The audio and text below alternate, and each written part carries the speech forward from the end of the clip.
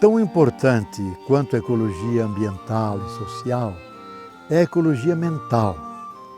A ecologia mental tem a ver com a mente e com aquilo que está dentro da mente. Porque muitas visões de mundo, muitos valores e antivalores, muitos preconceitos, grande parte da agressão nossa contra a natureza ou o descuido com os dejetos nascem de dentro de nossa mente. Porque temos uma mente distorcida por hábitos culturais, por vícios próprios daquelas regiões que têm uma relação com a natureza que não salvaguarda a biodiversidade, não protege os seres vivos, maltrata as próprias populações, mantendo-os na pobreza, na doença. Tudo isso nasce de dentro do ser humano. Então o que nós precisamos, e esta é a palavra-chave da ecologia mental, é de ter novas mentes e novos corações.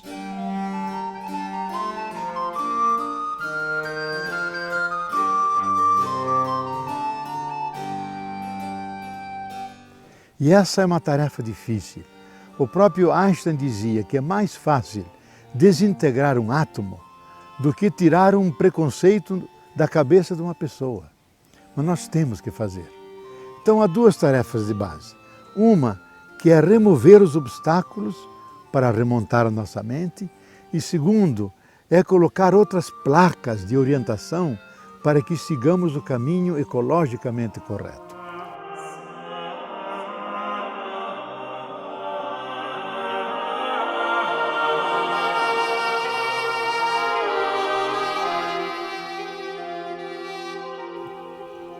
A primeira dificuldade que temos, que é um obstáculo, é a nossa indiferença.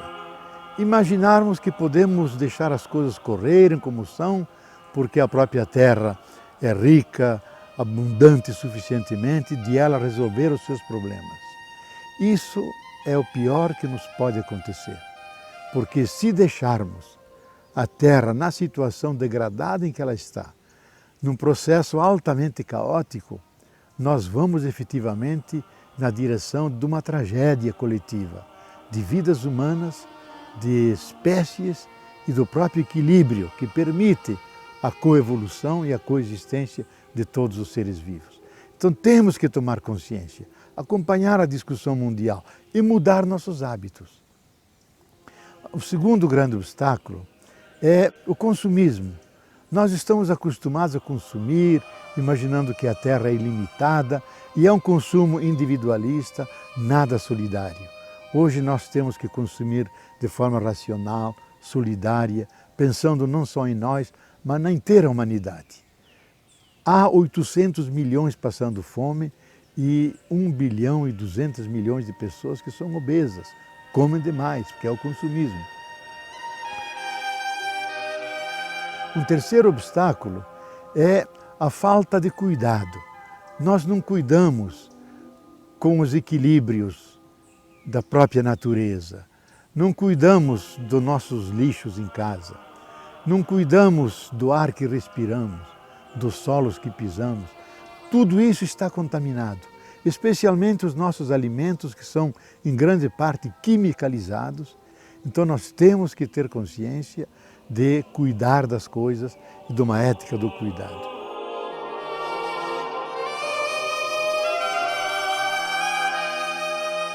Mais importante que remover obstáculos é termos pistas novas. E as pistas novas se constroem superando aquilo que nós chamamos o antropocentrismo, que coloca o ser humano no centro de tudo e se as coisas têm algum valor, se diz, é porque elas se ordenam ao ser humano. Essa visão de que o ser humano é o rei e rainha do universo é uma ideia errada. Quando a Terra estava em 99,98% pronta, surgiu o ser humano. A Terra não precisou do ser humano para elaborar sua imensa biodiversidade. Não precisou do ser humano para criar essa imensa beleza que nós apreciamos. O ser humano apareceu no fim como um elo dentro da cadeia da vida, mas um elo que tem uma singularidade. Ele é um elo ético E quando dizemos ético, significa que é um elo responsável. E se é responsável, ele se dá conta das consequências de seus atos. Então devemos agir de tal maneira que nossos atos não sejam destrutivos da natureza, que não prejudicam as plantas, os solos, os animais. Isso é a responsabilidade. Segundo lugar, devemos incorporar o valor da cooperação. Hoje a economia, o mercado, não tem nada de cooperativo, porque se regem pela lógica da competição e só o mais forte triunfa. O fraco ou é derrotado ou é engolido pelos outros, quando a lei suprema do universo é a cooperação de todos com todos. Porque tudo tem a ver com tudo, em todos os pontos, em todos os momentos. Os seres todos se interajudam para poder coexistir, coevoluir e se tornarem fortes. Porque um fraco mais um fraco não são dois fracos, é um forte. E assim faz a natureza.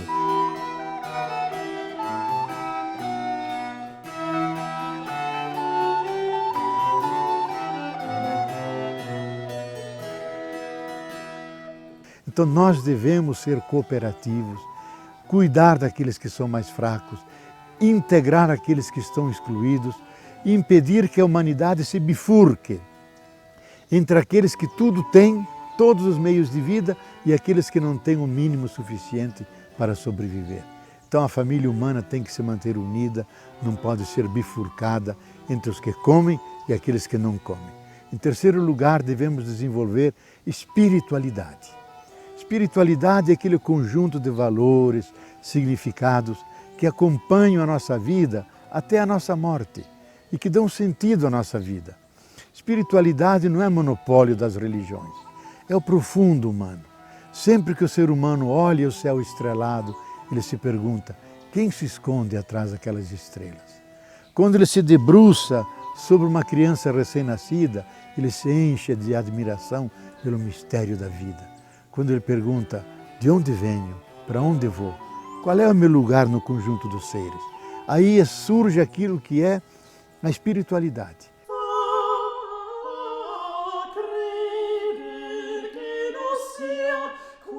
E a espiritualidade é capaz de perceber que as coisas não estão jogadas, que é um elo que une, reúne, liga e religa todas as coisas, e esse elo nós chamamos Deus, que está empapando a realidade.